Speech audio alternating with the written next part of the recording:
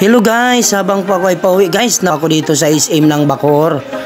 At nakita ko guys, dito po napakaraming mga laruan, ang gaganda. Dito ko nakita yung iba't ibang uri ng mga toys na ang iba ngayon ko lang guys nakita yung mga Naruto, yan, mga anime na mga ano guys, mga Sakuragi, na mga ano lang laruan guys. Yung pa si One Piece nakita ko. Guys, ang gaganda. Kaya habang nag-ikot-ikot ako, nakita ko dito mga iba't ibang klase talaga ng laruan. Ang gaganda. Kaya pumili na kayo guys sa natip.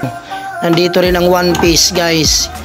Nung nakita ko dito yung Dragon Balls, yan, mga ano, Ninja Turtles na rin guys. Nakita ko siya. Grabe ang ganda. Parang hindi lang mumurahin yung mga price yan. Yung espada ni Samurai.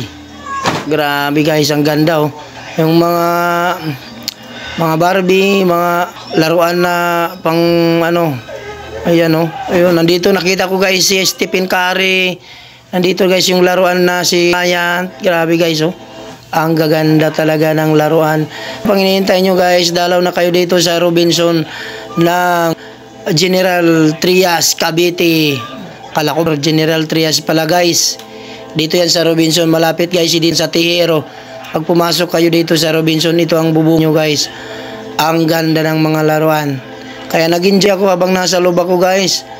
Nag-enjoy ako sa mga laruan dito oh. Ang gaganda oh. Ayan oh, si One Piece.